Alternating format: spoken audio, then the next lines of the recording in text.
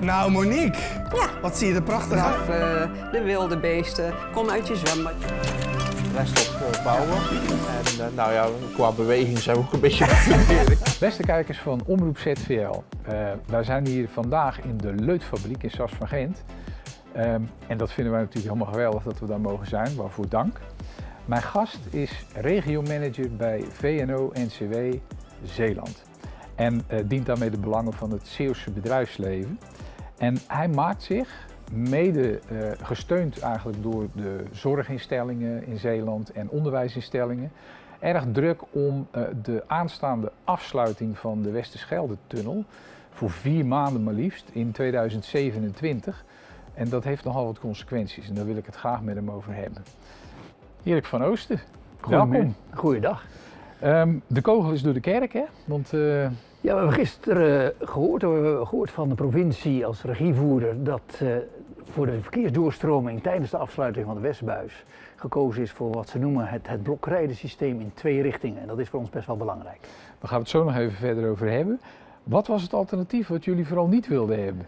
Het alternatief was 1 richting, dus zodat je wel Zeeuws-Vlaanderen via de tunnelbuis in kon, maar dan maar je weg moest zoeken weer terug. En dat kan dan niet meer via de tunnel. Dan moest je via Antwerpen, zeg maar. En dan is Antwerpen eigenlijk de enige optie. En voor mensen die route wel eens rijden, weten dat dat nu al een probleem is. Er zijn ook nog wegwerkzaamheden bezig, op de ring, in de Liefkeshoektunnel. Dus dat is gewoon geen goed alternatief. Het zal zeker nog wel gebruikt moeten worden, maar niet als standaardroute om Zeeuws-Vlaanderen weer uit te kunnen. Dus het op slot zetten van Zeeuws-Vlaanderen was voor ons een no-go. Ja, dus ik mag je wat dat betreft feliciteren dus. Want er is in ieder geval, ja, niet met de hele toestand, want die wil niemand, maar goed, het moet. Maar... Nee, de keuze, wij steunen die keuze. We hebben er zelf ook hard voor gepleit.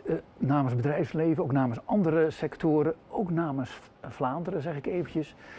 Onze counterpart tegenpartij aan de Vlaamse kant van de grens, VOCA-VEGO. Dus nee, er was een brede coalitie die zei ja, dat 2 richtingen moet mogelijk blijven. Ja. Ondanks de uitdagingen die daarmee gepaard gaan. Daar gaan we het zo over hebben. Ik denk dat het goed is om heel even te kijken naar een filmpje wat de provincie heeft gemaakt over dat blokrijden. Wat dat inhoudt. Zullen we dat even doen? Prima. Tijdens de werkzaamheden aan de Westerschelde-tunnel in 2027 is nog maar 1 tunnelbuis beschikbaar, de Westbuis. Dat betekent dat verkeer tijdelijk niet meer tegelijk in beide richtingen door de tunnel kan. Daarom wordt in die periode blokrijden ingevoerd. Het ene uur rijdt het verkeer naar het noorden, het andere uur naar het zuiden. Omdat er maar 1 buis beschikbaar is, kan er minder verkeer tegelijk door de tunnel. Vooral tijdens de spitsmomenten is de beschikbare ruimte zeer beperkt en is een forse reductie van het verkeer noodzakelijk. De oplossing ligt daarom in het actief spreiden van verkeer over verschillende momenten van de dag. Daarvoor moeten we eerst bepalen wie er echt door de tunnel moet. En die weggebruikers reserveren vooraf een tijdsblok waarin zij door de tunnel rijden. Zo verdelen we het verkeer zo goed mogelijk over de dag. Tijdens drukke momenten krijgen bepaalde verkeersstromen voorrang. Daarbij wordt gekeken naar verkeer dat van vitaal belang is voor de samenleving. Denk aan hulpdiensten, zorg en bevoorrading. Buiten die piekmomenten, zoals in de avond, nacht en weekenden, is er meer capaciteit en kan regulier verkeer gebruik maken van de tunnel. Tegelijkertijd worden aanvullende maatregelen onderzocht om te zorgen dat ook tijdens drukke momenten toch zoveel mogelijk mensen naar de overkant kunnen. Denk aan extra busverbindingen door de tunnel en uitbreiding van de veerdienst. Maar het dringende advies in deze periode zal zijn: reis alleen wanneer het echt noodzakelijk is. Hoe meer mensen dat advies opvolgen, hoe beter de tunnel bereikbaar blijft voor wie hem echt nodig heeft. Zo houden we samen Zeeland zo goed mogelijk bereikbaar. Ja, even, we weten nu een beetje hoe dat blokrijden werkt aan de hand van dat filmpje. Hoeveel auto's komen er eigenlijk, of voertuigen moet ik eigenlijk zeggen, op dit moment door die tunnel elke dag? Nou, het wisselt, maar ik hou een beetje aan gemiddeld toch zo'n tegen de 30.000 voertuigen die daar door de tunnel gaan. En dat is behoorlijk door de jaren heen behoorlijk opgelopen. Dus het is een belangrijke verkeersroute. Niet alleen regionaal, noem het ook interregionaal of zelfs internationaal. De grens is hier kortbij. Dus dat is een enorm aantal. Maar ja, als ik dan even nadenk over, ik heb het filmpje, roep ik nu even bij me op. En ik zie dus dat we door 1 buis gaan rijden op 1 baan. En dan om het uur wisselen. Ja. hoeveel voertuigen gaan er dan per dag door kunnen? Oh, dan moet ik even heel snel rekenen, maar beduidend minder. Want Ja, de data is Ja. ook aangegeven, maar we hebben het over een capaciteit dan die zo'n 70%, misschien 80% lager ligt. Lager. Ja. Lager. Dat betekent als je uitgaat van 30.000, dan blijft er iets van 10, 15.000 over. Nee, dat is de helft. Nee, dus dan meer, 6.000, 8.000 over. Dus dat is beduidend laag. Dus daar moeten we heel selectief in zijn. We prijzen het besluit voor 2 richtingen, maar we realiseren ons dat daarmee de problemen niet opgelost zijn. Nee, maar laten we het daar eens over hebben Ja, dan. Want, prima. ik bedoel, even 30.000 voertuigen op een dag, nou, dat gaat naar 6.000, 7.000. Hoeveel van dat aantal voertuigen is van jouw doelgroep, zal ik het maar even zeggen? Heb je daar een beeld bij? Oeh, dat zijn er vele. Maar als je nou een exact aantal aan mij vraagt, Nee, durf ik maar dat niet te geven. Maar dat is 60%, zeg ik eventjes. Want heel veel verkeer is toch in het havengebied regionaal. Ja. Van goederenvervoer, maar ook werknemers. Eerlijk gezegd, zorginstellingen, neem zorg samen, ook ADRZ, zijn ook leden bij ons. Want we Ja, zijn ja. een ondernemers/werkgeversvereniging. Dus daar hou ik ook rekening mee. Onderwijs, Scalda, HZ. Dus het is heel uitgebreid. En dat betekent dat er eigenlijk, ik zou zeggen bij praktisch al onze leden, dat is niet helemaal waar, maar bij velen, er toch wel een belang in ligt om de bereikbaarheid in Zeeland, tussen Zeeuws-Vlaanderen en Zuid-Beveland en de rest van Zo Zeeland goed en Nederland, mogelijk te zo goed mogelijk te houden. Maar laten we het even over de uitdaging hebben. Want een van de dingen die in het filmpje naar voren komt, dat is, ja, wij moeten, er komt een reserveringssysteem en er moet bepaald worden, nou, dus het wordt even in het midden gehouden door wie er voorrang moet krijgen. Dus wie is er belangrijk genoeg, zeg maar, om überhaupt te mogen reserveren? Nou, we zagen al een paar dingen die sowieso voorrang krijgen, dus de brandweer en dat soort dingen. Maar ik zag ook inderdaad bevoorrading staan, nou, dat is zeker ook jullie doelgroep. Wie gaat dat nou bepalen en waar hebben we het over? Dat wordt een belangrijke exercitie voor de komende tijd. Wij hebben zelf over een 2-tal weken al een bijeenkomst belegd, zowel met ondernemers, werkgevers, maar ook met de provincie en de tunnel, om eens goed na te gaan van welke partijen zijn nou belangrijk en moeten er dan doorheen kunnen, want dat ligt niet zo eenvoudig. En ik dacht er zelf in het begin ook heel makkelijk over. Het gaat om natuurlijk de zorgverlener, het gaat ook om goederen die echt daar aan de andere kant moeten en niet via België kunnen, om wat voor reden dan ook. Want niet alle verkeer mag over België. Maar ja, denk ook eens aan een grote fabriek hier die een turnaround heeft waarvoor aannemers aan moeten kunnen rijden. Ja, De hoe ga je Yara, dat begreep ik, organiseren? is dat Yara toch? Ja. heeft een turnaround rond die tijd. En turnaround, dat betekent Dat betekent dat er een grote onderhoudsstop is Oké. waarvoor honderden mensen uit andere delen van het land en dat nodig kunnen ze zijn niet om die verplaatsen werkzaamheden. naar een ander moment? Nee, dat is niet mogelijk. Je zou zeggen dat is, je weet dat dit eraan zit te komen, verplaatst dat. Nou, dat is niet zo eenvoudig. Los van het feit dat de operatie bij de tunnel eerst voor eigenlijk dit moment was gedacht, begin 2026. Dat is opgeschoven.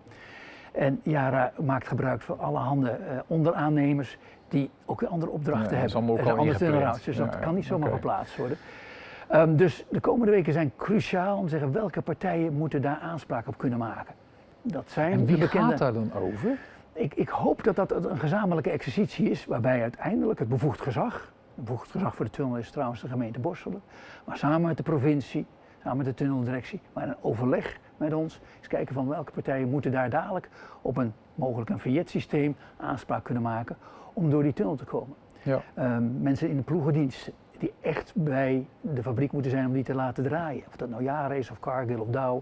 Of aan de andere kant, want vergeet niet, aan de andere kant van de Schelde wordt ook uiteraard gewerkt door mensen die woonachtig hier zijn. Ja. En het is te eenvoudig om te Kijk, zeggen, een die aantal rijden maar dingen via hebben we Antwerpen. Ja. Een aantal dingen hebben we, wat zal ik zeggen, ervaren, geleerd in de coronaperiode. Er zijn natuurlijk gewoon mogelijkheden. Thuiswerken is Ja. tegenwoordig heel normaal. Dat kan voor een aantal werknemers, kan dat. Ja. Hebben jullie daar al een inschatting van over hoeveel? Nou, we gaan het aan, maar dat kan zeker. Ik begrijp dat tijdens coronatijd is ook de verkeersdrukte in de tunnel behoorlijk teruggelopen. Mhm. Maar toen was het nog niet zo druk als dat het nu is. Dus Heb dat je kan daar zeker. een cijfer van? Want als je zegt nu 30.000, weet je dan hoeveel het tijdens coronatijd was? Nee, dat durf ik eventjes niet te zeggen. Heb ik niet paraat. Want zou stel je de voor tunnel dat dat moeten zeggen, 6.000, 7.000 was, Ja. dan is het probleem, nou ja, dat is nog niet voorbij. Dat zou je maar- zeggen, maar goed, spreken we wel over een hele andere situatie Ja. waarin heel veel andere zaken ook niet Ja, ja, konden. precies, Konden toen ook mochten dingen België gewoon niet niet. in, want er stonden betonblokken op de grens. Ja. Dat zal nou toch echt niet gebeuren. Maar we hebben Eh, er wel van geleerd, dat was mijn punt Zeker. eigenlijk. Dus dat model zullen we zeker meenemen van mensen die niet door de tunnel moeten, die thuis kunnen werken. Dat doen we dan ook. Daar gaan we over in gesprek, met werkgevers, maar ook met de provincie, van welke maatregelen zijn er. Maar wat doen we ook om mensen die er wel doorheen moeten, om welke reden dan ook, daarbij te helpen. Je zag dadelijk net in het filmpje al bijvoorbeeld busdiensten, Ja. waar je op kan inschrijven, zodat je als forens toch door die tunnel kan, omdat je in de ploegendienst bij EPZ of bij Zeeland Refinery zit, Ja. vanuit de Neuzen daarheen moet. Mooie kans voor het OV, denk ik. Dus openbaar vervoer, als dat al voldoende materiaal heeft, maar ook andere partijen zullen op moeten schalen om daar bussen voor Ja. in te zetten. Maar een ander vraagstuk is dan, waar stappen ze op? Ja. Waar laten ze hun vervoer? Want Park die and mensen- rides. Park and rides moeten ingericht worden. Dus met dat je een oplossing hebt, merk je dat er nog heel veel andere Komt er zaken weer een nieuw geregeld probleem moeten worden. Dus op. we moeten echt de komende maanden keihard met z'n allen aan de bak om dat te organiseren, zodat we, dat lijkt ver weg, maar 1 januari 2027 klaarstaan. Het komt er zo aan. Hè? Dus de impact is groot. We kunnen het ook niet mooier maken. Ik hoorde dat gisteren de gedeputeerde volgens mij ook zeggen. Maar het moet wel gebeuren. Willen we toch een zo maximaal mogelijke bereikbaarheid in stand houden. En dat start natuurlijk met die samenwerking waar je het net over had, waar je binnenkort al mee start. Hè? Ja. Jullie werken waarschijnlijk al samen, maar dat je nu echt bij elkaar gaat komen om concrete oplossingen met elkaar te gaan bedenken. Ja, want nu we weten welke richting Wat de gekozen is, strategie is. en dat is die tweerichtingsscenario, kunnen we daadwerkelijk aan de uitvoering beginnen. We zijn blij, we hadden ook geen dag langer moeten wachten, want 8 maanden voorbereiding klinkt veel, maar is echt Erg kort.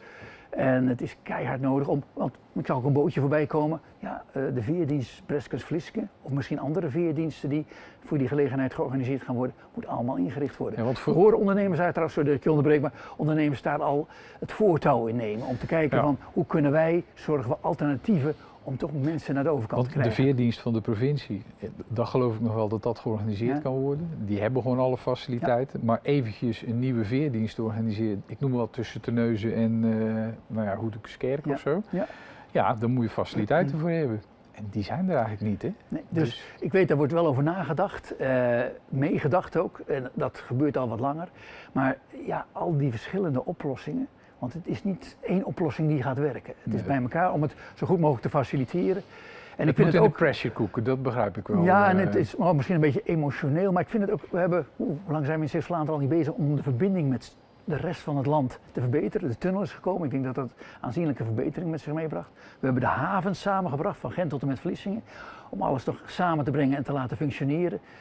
En ja, dan met dit issue, met deze zaak, ja, zet je daar opeens een groot kruis doorheen. Nou, dat moeten we zien te voorkomen. Dus laten we zorgen dat die regio die we aan elkaar geregen hebben, dat we dat zo goed mogelijk op de been houden. Ja. Kun je het eigenlijk ook niet als een kans zien? Want het brengt jullie nu bij elkaar. Jullie moeten gaan samenwerken. Wie weet wat voor prachtige ideeën er nog boven tafel komen. Niet alleen voor nu, voor die tunnel, want dat probleem moet sowieso opgelost, maar ook om wat verder te kijken. Ik kan je geruststellen, we werken al heel veel samen, we kennen elkaar al heel erg goed.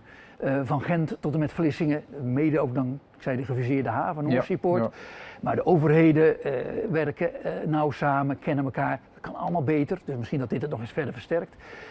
Maar die samenwerking is al best goed op gang. En dan is het jammer dat zo'n tunneloperatie die echt moet plaatsvinden, daar het goed geen roet in het eten, maar het maakt het even niet makkelijker. Nee. En dan denk ik, dan zijn we aan onze stand verplicht, dat we nou in al die jaren goed samen hebben gebracht, om dat zo goed mogelijk vol te houden en om alles op alles te zetten, om dat in die 4 maanden, en hopelijk echt geen dag langer, liever een dag korter, goed te laten functioneren. We gaan het zo nog even over hebben. Maar ik wou je eerst eigenlijk vragen, hebben jullie een inschatting van wat dit grapje, en dat is het natuurlijk niet, het Zeeuwse bedrijfsleven eigenlijk gaat kosten? Kunnen jullie dat uitrekenen? Neem aan van wel. Nou, over de duim hebben we wel een bedrag, of maar dat gaat tientallen miljoenen kosten. Het is echt een serieuze operatie, hè? Ja, zeg maar zo'n 10.000 werknemers die momenteel elke dag heen en weer door de tunnel gaan, die dadelijk op een andere manier op hun werk moeten zien te komen voor een deel, daar vertragingen in oplopen.